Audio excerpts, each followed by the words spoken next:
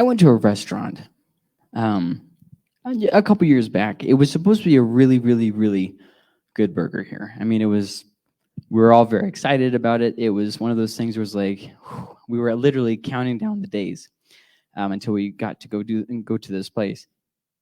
And I'm not gonna say the name of the place or anything. But it was one of those local places. It wasn't like a Applebee's or something. It was a local place, and we were just so excited. They were supposed to have this really good thing. Everybody ranted and raved about this place's burger. Well, we get there, and we give our orders in, and Gracie asks for with her burger. She says, "Can I have this?" And she just gives her this like nasty dead stare, and we're just kind of sitting there. And then Grace is like, "Or I could just have it." And she says, "Yeah, you'll just have it how I make it." And I was like, "Oh, okay." And that waitress was also the owner, and which is always fun because, it's all like, it's almost like they want their business to fail, right? But thing about it now, it's funny, but it didn't feel so funny then. It felt kind of awkward. I was like, I don't know her. I'll just eat whatever you give me. But this restaurant was supposed to have a really, really good thing, but the rude owner ruined it. Just ruined it. And when you give someone business, you expect for them to not be rude. I mean, I think that's fairly reasonable. Now, I do need to kind of make a comment because right now people don't have the employees that they need, and so obviously things are going a little bit slower. Well, it's kind of counterproductive to be rude, when they already don't have the staff. I mean, if you don't feel like waiting, then just wait until they get more workers. I mean, it's really hard because people just won't get a job, so it makes it harder on the business owners. So that's not what I'm talking about. I'm not talking about understaffed. I'm talking about, when you go out to eat, they aren't supposed to treat you like God. I don't think any of us are expecting to be, above and beyond. Of course, when we are treated above and beyond, we remember that, don't we? That was a place that gave me that really good service. I mean, they messed up on my order. They didn't complain about it. They apologized. They made the whole new order. I didn't even ask for it, and they went above and beyond to, for customer satisfaction. You remember those things. But at the same time, although you don't necessarily want to be treated like God, or you shouldn't want to be treated like God, um, you don't want to be treated like trash either. I mean, you don't have to go out and pay somebody to treat you like trash, right? I mean, most of us know people who would do it for free. Well, as Christians, we have a really good thing. And if you want to make it into more of a business conversation, you could say that Christians have the best product that there is to sell. We have the best thing. We have a really, really good thing. We have life.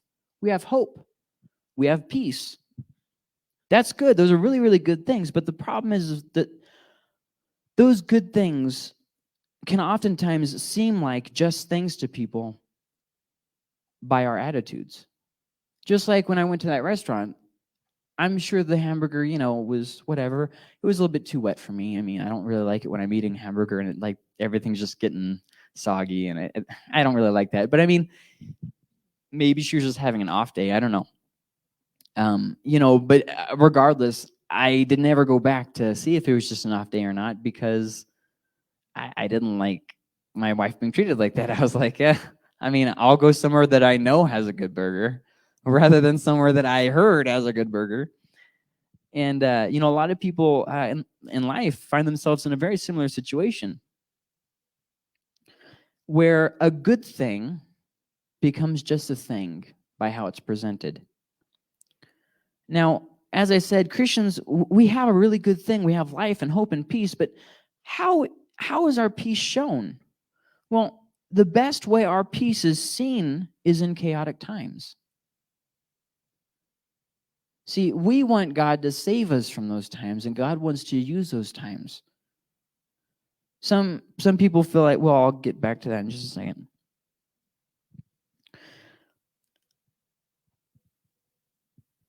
So our peace is shown in chaotic times. What do you do when you're scared? Not, oh, I don't get scared or anxious. You don't have to lie about it. Everybody worries, right? You don't have to say, oh, I don't worry about anything. What do you do when you are worried? See what I mean? The world doesn't want to see something that they think is unattainable for them. And when we lie to people and say, oh, I never worry about anything, I'm too good to worry. You know what they say? They say, fake, not interested because I could never attain that. See what I mean? But when they see somebody who's worried about something and they have somewhere to turn in their worry, that's different. When they have a situation, when you have a situation where it's a very chaotic thing and you're able to find peace in the middle of that in God, well, that's a little bit different. Hope is shown in hopeless situations. Paul talks about this when he talks about Christians dying, where we don't mourn like they do because we have hope. And in this life, it seems like we don't have that much hope. Oh, they died. Well, yeah, but this, I mean, everybody dies. This isn't the end of the story.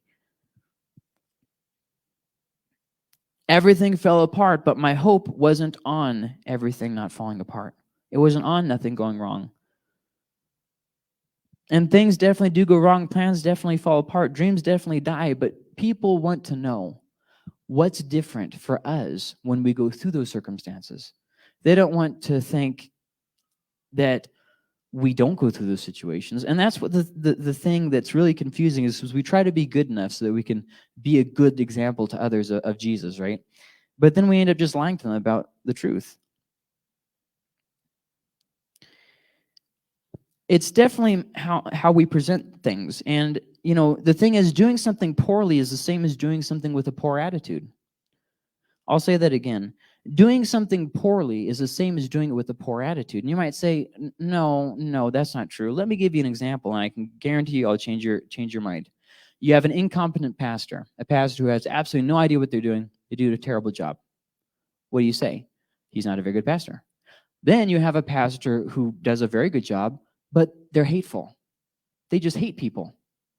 It's kind of a job description of pastors not to hate people. I mean, kind of a thing, you know. So then, looking at that, you can easily see that doing something poorly is the same as doing it with a poor attitude.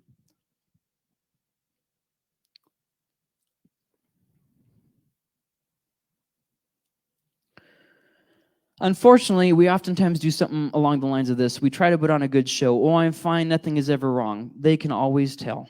People can always tell. So there are 4, I'm going to call them blinding attitudes that we're going to look at over the next 4 weeks. 4 things that blind people to the good thing that we have, where they won't even listen to us anymore. 4 things that make it hard for us to see others. 4 blinding attitudes. And the first blinding attitude that I want to mention is a judgmental attitude. Now, this gets very kind of jerked out of context and stuff. And I just want to kind of offer a little bit of clarity here. So we'll go to Matthew 7 before we go into that. Do not judge so that you will not be judged. For in the way you judge, you will be judged, and by your standard of measure will be measured to you. Now, ignoring the whole rest of the book of Matthew, it looks like he's saying this. Don't have any morals and just kind of live in a fairy world of nothing being wrong. You follow your truth. And actually, if you talk to people who aren't real involved in church and who don't really read the Bible, that's actually how this verse is used. Hey, Jesus said not to judge me. You can't judge me. And well, there's a little bit. So I need to offer a little bit of clarity before we can actually look at the verse, just because everybody has their own idea here. He's not talking about you can't have any discernment. For instance, Paul said that when words are given in the church, they're meant to be judged. They're meant to be discerned. Is this from God? Churches are told, church leaders are told to bring correction and discipline to the members. How can you bring discipline and correction if you can't judge them? If I can't judge that what you did was wrong, how can I correct the wrong attitude? See what I mean? So why would Jesus tell leaders to bring correction to a church if they couldn't judge? And then in another part in the Gospel of John, Jesus actually says this: judge correctly. So obviously, Jesus is not talking about do not judge ever for any reason. Or let's have another example. Parents are supposed to correct their children, which means we're supposed to judge their behavior as whether good or bad, and then parent. So he's definitely not talking about having no discernment whatsoever. That brings up a very good question, though. What is being judgmental? What is that? Well, this is just a real quick glimpse of what it is, what it looks like. Looking down on others, thinking you're better than someone else, holding a grudge, nitpicking. When you can't say something nice about somebody, when it's just not good enough. Whatever they do, it's not good enough. They do something, you want them to do something else. Just a judgmental attitude. And unfortunately, the grand majority of churches that I have been in, as I grew up and whatnot, had a very strong judgmental attitude. You felt very much so like this is a club and I don't know the rules yet. You know what I mean? Like I have to do something to be accepted here. I'm obviously an outsider and I don't know what those rules are. It's like the unspoken rules. You know what I mean? Like if you don't know what I mean, your kid starts dating someone, they bring them into the house and they do something that to your family is like a big no. Like maybe you don't believe in cussing, right? And so they sit down, they cuss and it's like, huh? And you're like, huh? And then your kid knows that you're not cool with that. So they're just like, but the person who came, they don't know. So like, why is everybody giving that look?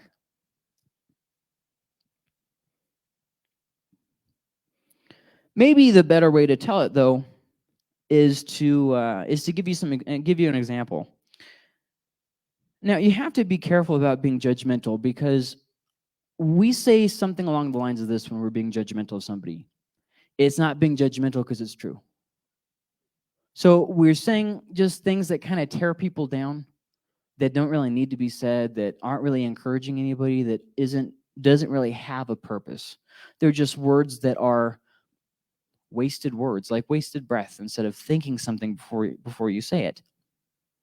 And then we say, oh, well, it's okay that I said that because it's true. There was a teenage girl, and this girl just had a hard time. She really wasn't too into the whole church thing. She really wasn't that into the whole God thing either, if I'm being honest. But she came because her grandma wanted her to, and so whatever, it kind of didn't really get into the whole dressing up thing either. Back in the day, it was a bigger thing than now. Your Sunday best, going to church and suit and tie kind of stuff. And so she really wasn't into that. She just, kind of like, I'll come to make my grandma happy. You guys just kind of mind your own business. And so one day, she decided, for whatever reason, to come to the church wearing a dress. And she was very proud of herself because it wasn't her. She was doing it because she thought she was doing a good thing. She walks in the door, and instantly there's this woman that I wish I could say that she meant well, but she didn't. She was just one of those people that, criticize everything. Have you ever known anybody like that? Yeah? Okay. Instantly, she comes in the door, and this woman goes straight for her and tells her all the things that's wrong with her dress and how she's wearing it wrong and how she needs to walk differently and how she... Cut her a break. Jeez, this girl did not grow up with a mother, first off. She doesn't know anything about wearing dresses. She went the extra mile to do something that she thought was good, and instead of being accepted... Excuse me, there's a fly cruising in my face. Man, I freaking flies. Instead of, being accepted, like the church, really, that's what the church is about, right? Didn't God take us and accept us at our worst? How can we then not go and accept others at their worst? And she wasn't even at her worst. She was actually trying. When God saved us, we weren't trying. We were high-handed. We were bitter and nasty. Or who hasn't done a ministry and you're so proud of what you did, you're like, man, God's happy about me. I think the pastor's happy about me. And then somebody just goes and complains about what you did. Pastor, they did it wrong. Or they go up to you and say, that was fine, but you should have done it like this. I mean, who hasn't had that happen? If you've ever, volunteered for any kind of a ministry, you've experienced that. And it's just something that you never forget. It's those little cutting jabs that make the biggest impression. And that teenage girl never once wore dressing into the church. Never once. That was her very last attempt at fitting into the club. Do you know what happened very shortly afterwards? She left, moved away, and is still not in church to this day. Those kinds of things, they don't leave you. They're there. All because of one really judgmental experience. Now, obviously, there's a difference between giving correction and pointers. For instance, if that woman had been that teenage girl's friend, she probably could have said something like, "Oh, let me just fix this." Or she could have helped her, done life with her. Instead, she was just a nagging complaint of all the things why she wasn't good enough. Well, that teenage girl already thought she wasn't good enough. Her mom wasn't there for her. Evidently, she thought it was because she wasn't good enough. Why would my mom stay here if see what I mean? I haven't done anything to earn my mother's love. So then she comes to a church where she should be accepted, but instead not.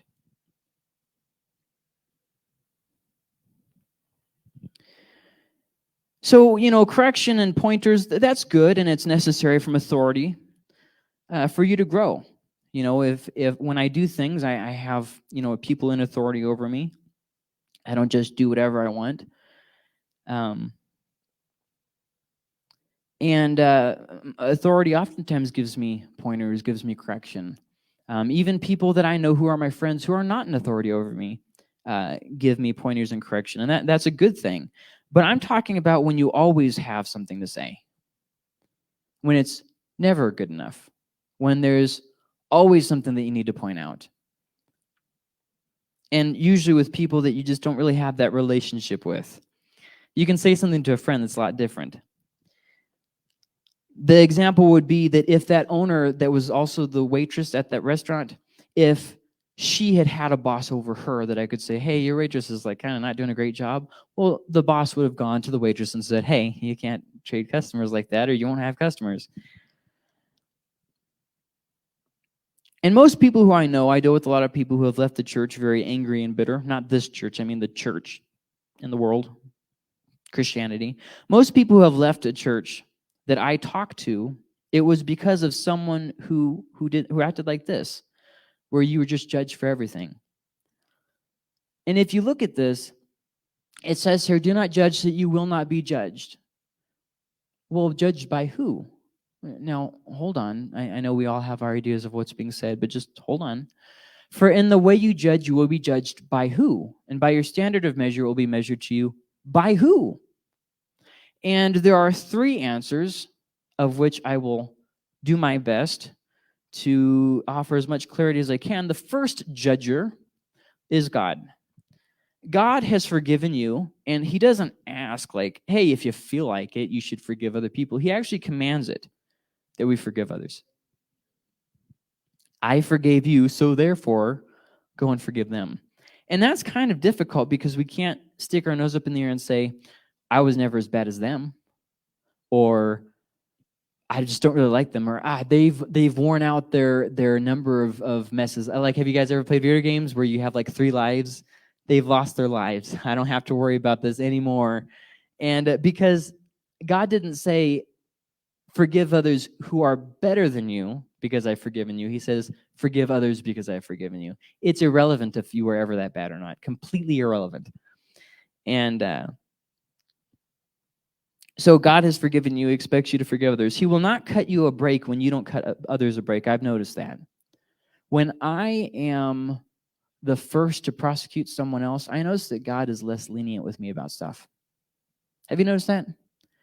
Where you just kind of, you're just kind of acting like a jerk. And then all of a sudden it seems like you're just not being blessed by God like you were before. Well, gee, I wonder why.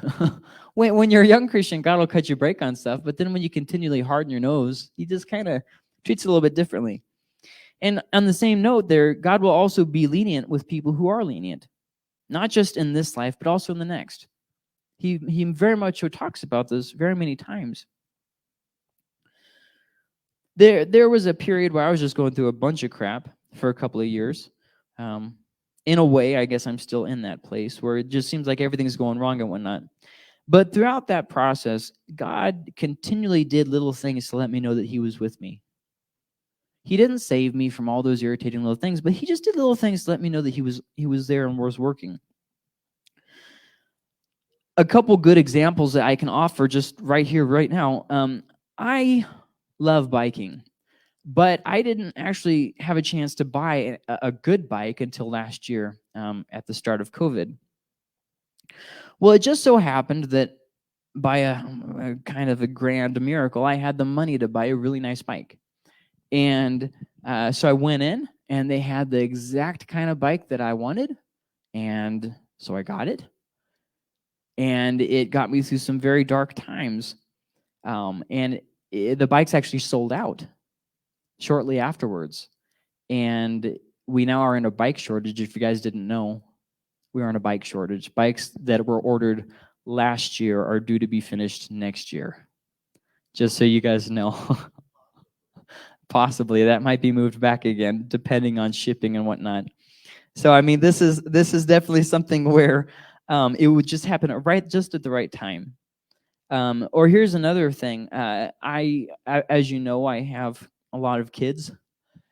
5 of those little monsters, ankle biters, all of them. And we used to drive this Ford Focus. Now, if you know anything about the Ford Focus, they actually construct them in a very interesting way. They get a sardine can and they peel off the top and stick wheels on it. And that's the Ford Focus. And so you can fit about four people in there comfortably. If you really jam them in there, you can fit 5. But I don't know if you know anything about this, but car seats, you can't bend the sides. They're real sturdy. So they don't really go places. So we had a problem, obviously. 7 people fitting in a car that could fit at most 4 to 5. I mean, I'm not great at math, and even I see the problem there. Well, somebody bought me a car, the van that I drive around, that big van. And when they got, never mind, I shouldn't tell that joke. See that? Discernment. I judged my thoughts and found them wanting. Anyways, and then this year, just a couple months ago, we were able to go on a trip to Florida that I never could have afforded. While we were there, the Ford dealer was like, "Hey, there's something that we did on your van. It wasn't done right. So after 40,000 years, you're supposed to, I mean, 40,000 miles, not 40,000 years, 40,000 miles. We just need to switch that part out." So we're like, "Okay, here you go." And they're like, "Okay, yeah, we can fit you in." Everything around here was like, "We'll fit you in like 3 months." But we went over there and we're like, "Yeah, while you're on vacation, having fun on the beach, we'll do this. We got you covered." I was like, that's cool. Well, the day that they finished, she calls me and says, "You know, your brakes aren't looking too great. Do you want me to do anything about that, or just want to leave them?" And I said, "Well, how bad are they?" He said, "Well, they're supposed to be like this, and they're like this, but you don't have to change them right now if you don't want to." And I was thinking, it's like 1,800 miles. It's 28 hours of driving. You do the math, however many miles that is, from where I was in Florida to here. And I thought, yeah, let's better be safe than sorry. And as we're on the way back, just outside of El Paso, probably an hour to the east of El Paso, coming back on I guess that'd be the 10, there was a road closure, but they had like no signage for it. Like, it's 2 lanes interstate, right? And then on a blind curve, it's like there's a sign that says, "Oh yeah, the right lane's going to be closed." And not just a couple feet in front of that, there's the truck with the blinking light saying you got to get over. Well, there's a diesel who obviously didn't see it in time, so he's like right at the back of that emergency flashing truck. So he decides that it's a good idea to pull right out in front of me, who's going 80 miles an hour. He's like, "This is a good idea. I should pull in front of this van," because everybody knows that large vehicles can stop super fast. So he pulls out right in front of me, and I, as I said, it's a blind curve. So I slam on my brakes and missed it by about that much. Sorry, I realized I was holding like this, about that much. And that was only because I pulled off to the side a little bit too. This was a very, very scary situation. Here's the thing. Had I had my old brakes, I don't know if we would have made it. See what I mean? Little things like that where God has his little ways of showing us, but we oftentimes just overlook it. So Matthew 18, 21 through like 35 says this: "Then Peter came to Jesus and asked, 'Lord, how many times shall I forgive my brother or sister who sins against me? Maybe up to 7 times. Jesus answered, I tell you, not 7 times, but 77 times. Therefore, the kingdom of heaven is like a king who wanted to settle accounts with his servants. As he began the settlement, a man who owed him 10,000 bags of gold was brought to him. Since he was not able to pay, the master ordered that he and his wife and his children and all that he had be sold to repay the debt. At this, the servant fell on his knees before him. "Be patient with me," he begged, "and I will pay back everything."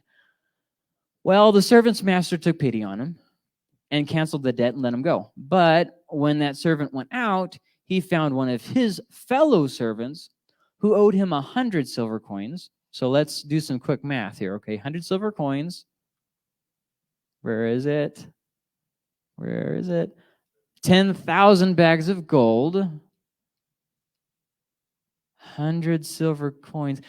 I'm not great at math, but I think that might have been a very small sum compared to that very large sum. All those other mathly challenged people agreeing with me? Yes? Okay, all right. Just making sure we're all on the same page here. He grabbed him and began to choke him. Geez, calm down there, buddy. "Pay back what you owe me," he demanded. His fellow servant fell to his knees and begged him, "Be patient with me and I will pay it back." The very same words. Have you ever had somebody else say the exact same thing that you said when you were in that situation?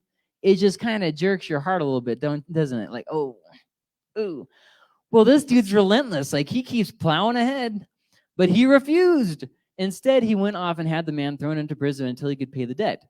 When the other servants saw what had happened, they were outraged. And they went and told their master everything that had happened. Then the master called the servant in. "You wicked servant," he said, "I canceled all that debt of yours because you begged me to. Shouldn't you have had mercy on your fellow servant just as I had on you?" In anger, his master handed him over to the jailers to be tortured until he should pay back all that he owed. This is how my heavenly Father will treat each of you unless you forgive your brother or sister from your heart. So here's the thing, and I want to go back before we go forward here. It says to forgive right there, unless you forgive your brother. Now, here's an interesting thing that I noticed, and I looked it up in the Greek too, okay? It doesn't say that we don't have to forgive someone who's bitter. It doesn't say that we don't have to forgive a nasty person. That means that we still have to forgive bitter, nasty people. What if they don't forgive others? We still have to forgive someone else who doesn't forgive. Now, see, that sounds good on paper, but think about this, okay? You go, there's a person there, just a real pain in the butt. Man, I hate being around this person. They just, everything they touch, it just turns to poop. I don't like this person. And we still have to forgive that person, even though they don't deserve it. You see that what a statement that is? Because what we do, and why I'm making a big deal about this, is because when we get into a situation, we instantly justify it. I don't have to forgive this person because, well, they didn't forgive that person. Well, they're just a bitter, nasty person. You still have to forgive them. Do you know what happens if you don't forgive a bitter person? You become just like them. If you get bitter about someone else being bitter, what does that make you? Bitter, just like them. See, it's easy to see someone else's faults. It's super easy. I bet you if you gave me enough time, I could pick you all apart and write down everything wrong you're doing and how stupid you all are. That's easy. Anybody can do that. That doesn't take a special skill. That's not something you have to learn. You know what I mean? You learn how to do that when you're 5 years old. Well, they're stupid because they're not sharing toys. You don't have to work real hard at that. But it's a lot harder to turn from your own faults.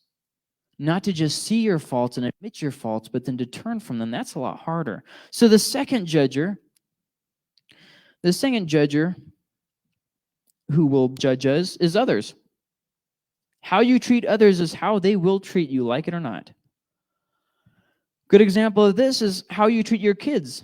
Do you treat them like crap? Well, when they grow up, do you think that might affect how they treat you? I see a lot of people with attitude problems towards their parents.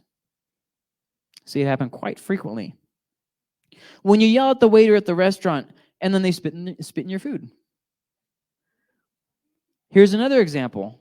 When you get a reputation as being a jerk and then you need somebody's help, people don't help you, do they? They're not really lined up at the door, are they? They're not willing to work with you because you're kind of a pain to deal with.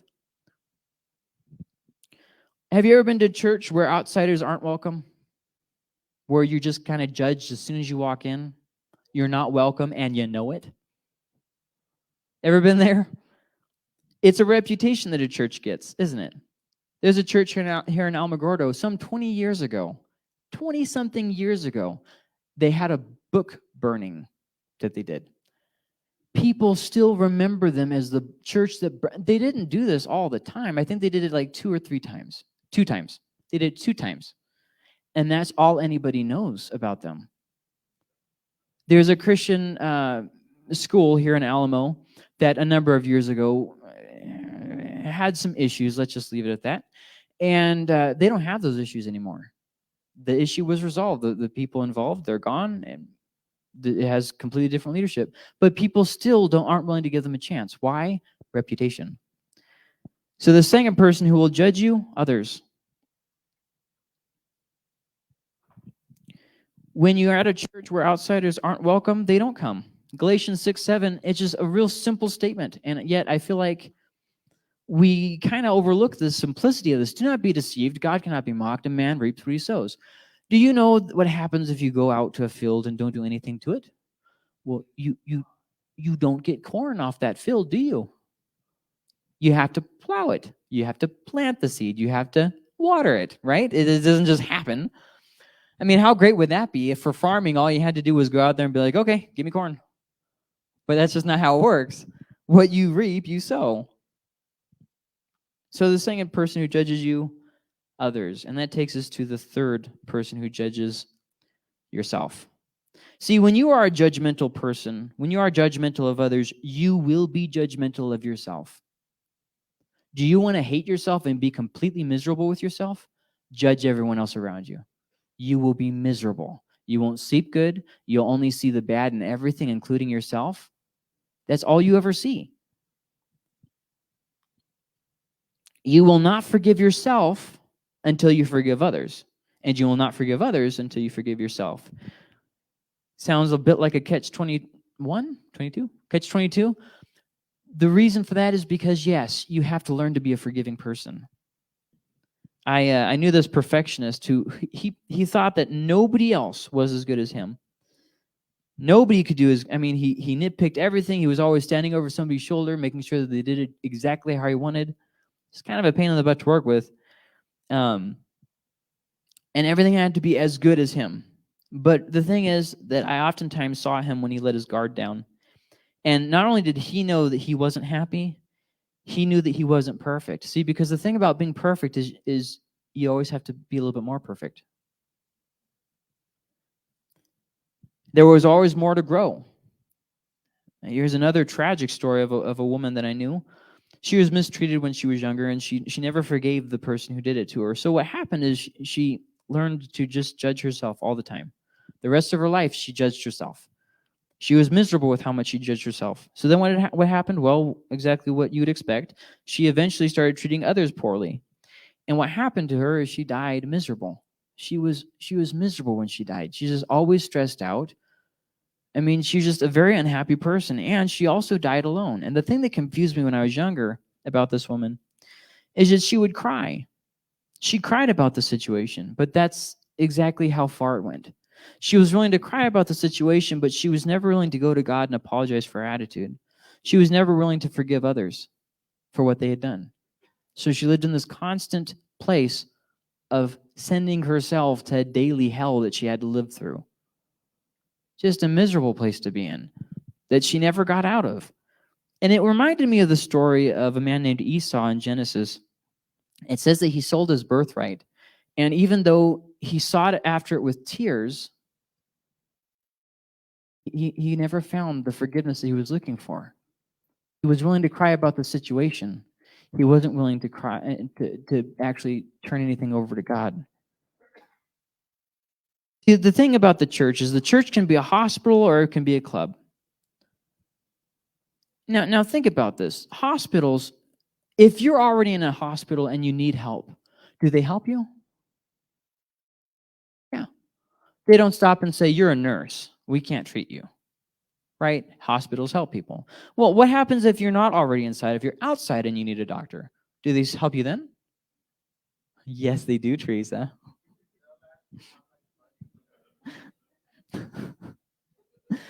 See, the thing about hospitals is they help those inside and they help those outside. But clubs don't work like that. Clubs have rules for membership, right? You have to do this and be this to enter. Clubs, by their very nature, they cater to the people who are inside. We want our members to be happy. We don't care about those people who aren't members. We care about those who are inside. That's the very nature of a club.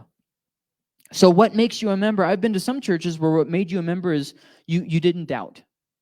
Never had a doubt. Well, that was a problem for me because there were numerous situations as a teenager where I had doubts, and I said, God, what do I do with this doubt? I want to believe that you're good like you say that you are, but in this situation, I don't feel like you're good. I feel like you don't care. I had doubt. Surely nobody else has had doubt, right?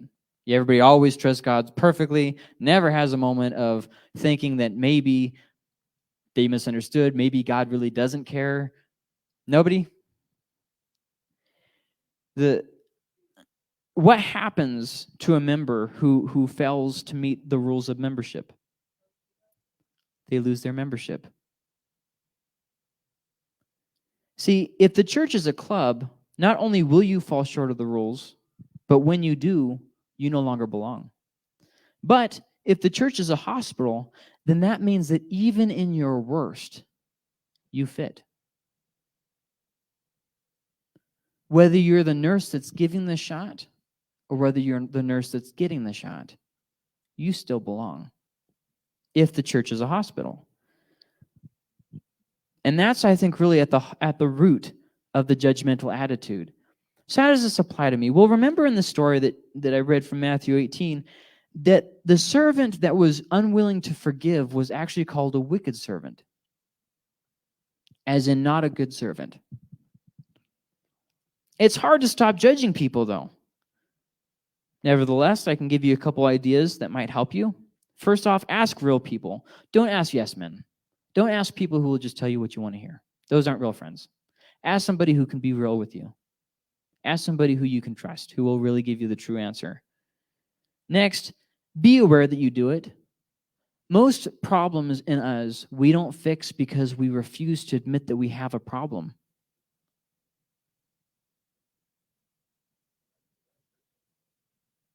Have you ever been in that situation? I don't have a problem. Everybody else has a problem.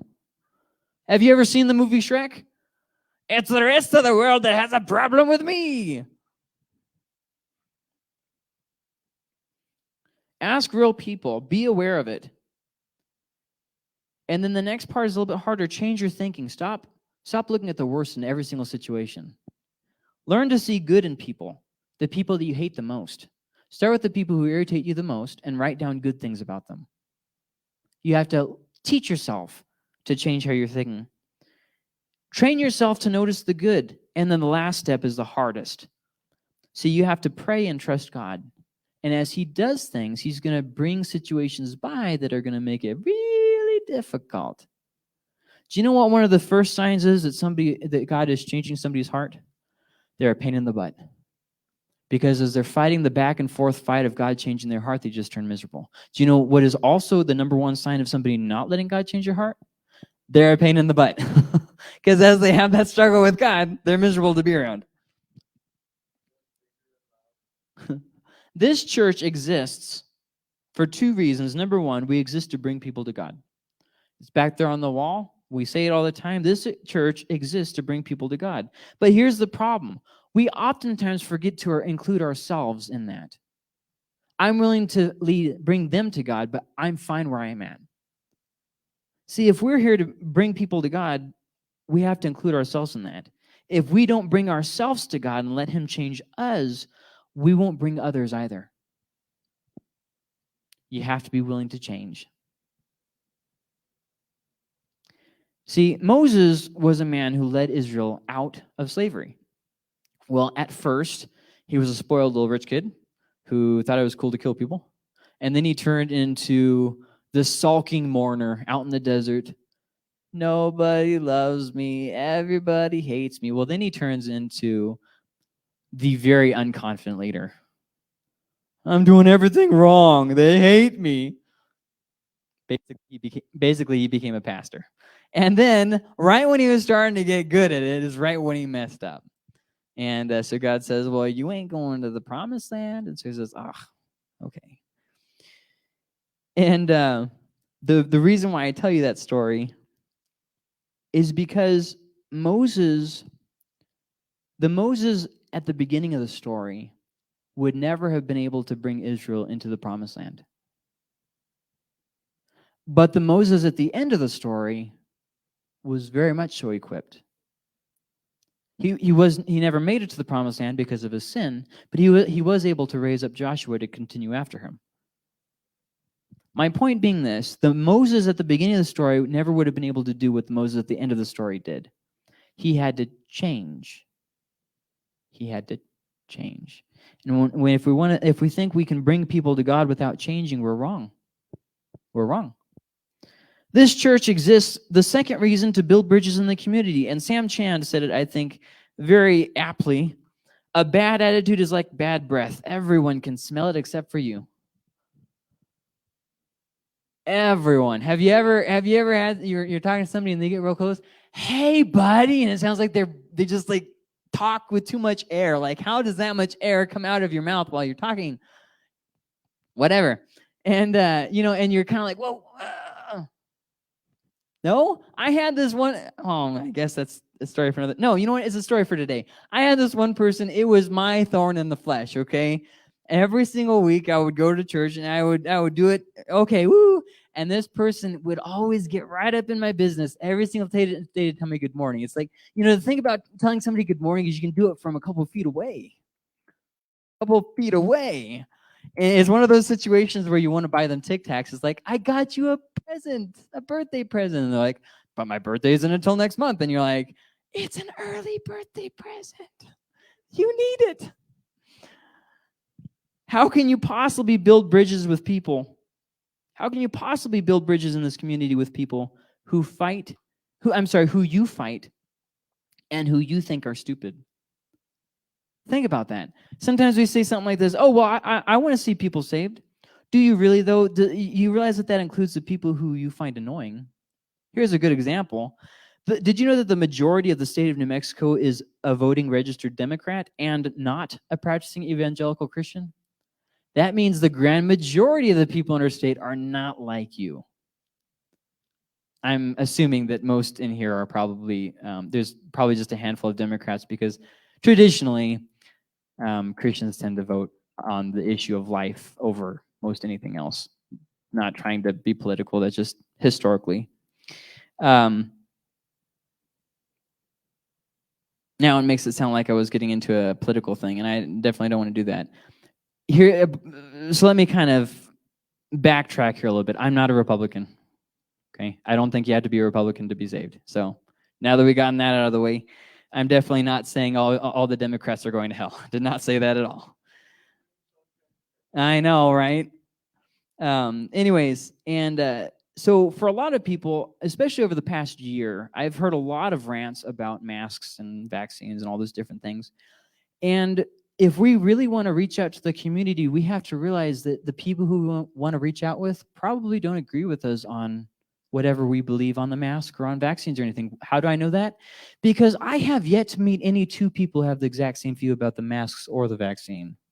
Seems like every single person I have has a different view. How is that humanly possible? I don't know. I thought there was like either you're for it or against it, but no, there's like all kinds of shades, and it's 50 shades of gray.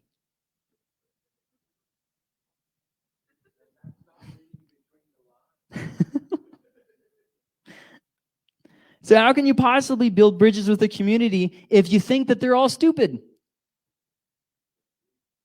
How can you possibly do that? Oh, Jesus loves you. I just hate you. I want you to stop voting who you're voting with, or else, I don't really want to be your friend.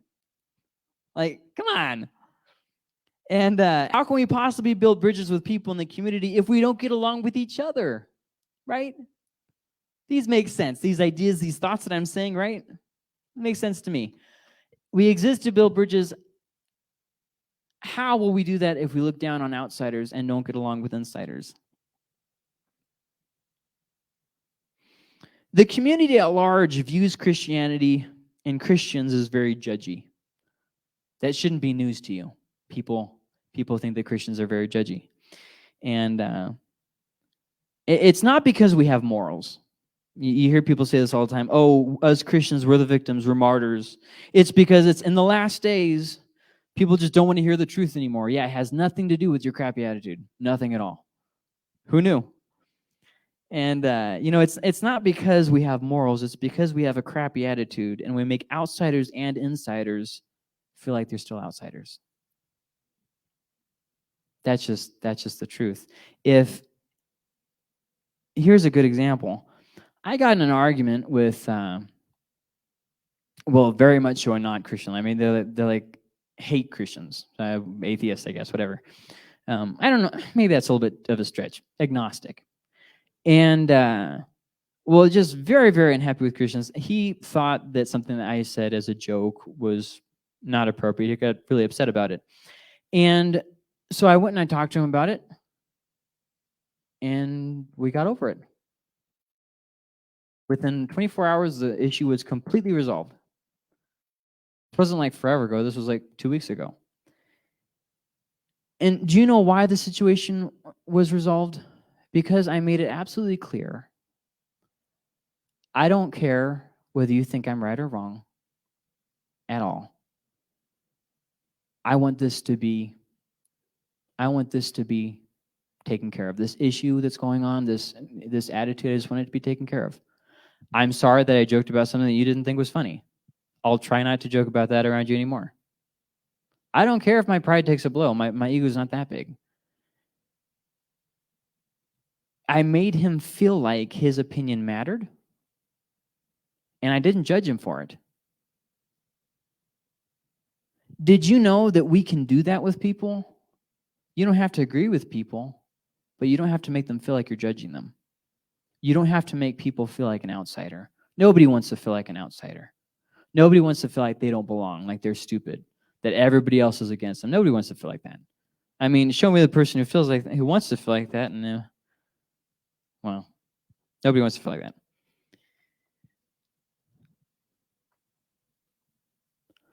Lord, I pray that you would help us as we move on through the next week. We all have a little bit of judge in us. Some of us have a harder time with it, but we all have a problem with it, if we're being honest. And Lord, I just pray you'd help us to forgive those who we feel have wronged us, and help us to be, well, Lord, if I could say it in the easiest way, help us to remember that when you were here, you were out on the streets rubbing shoulders with people. God, nobody will ever care if we have the truth of life if we have a crappy attitude. They just won't care. Lord, help us to be like a sweet fragrance, even if it's a little painful for you to change us.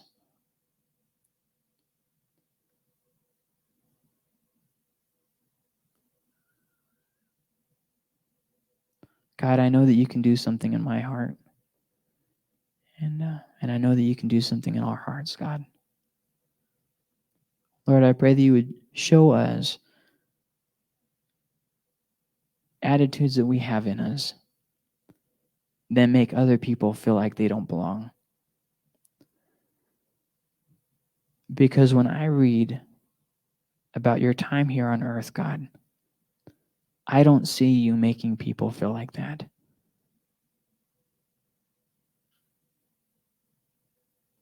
God, help us to be more like you. Lord, in your word, you talk about things not dividing the church. And I think that they definitely include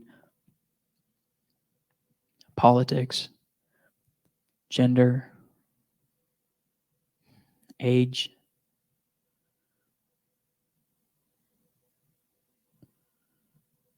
Lord, give us a heart like you, that we're willing to just look past it.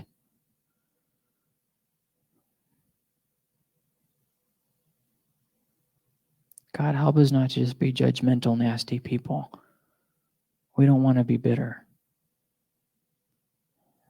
We want to change. God, like that song says, we want to be different.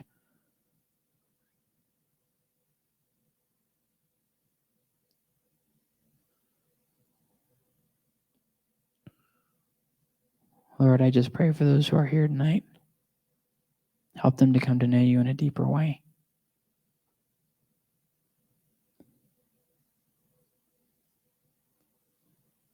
I want to encourage you, not just this week, but tonight, right now, just spend a couple minutes in prayer and ask God that he would help you.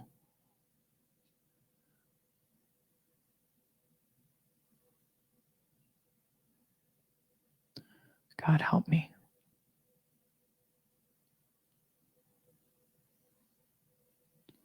God, help me.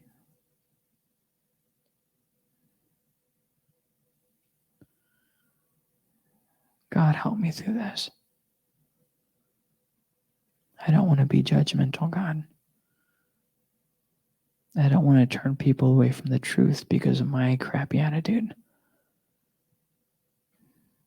God, help me to forgive those who irritate me and to just move on.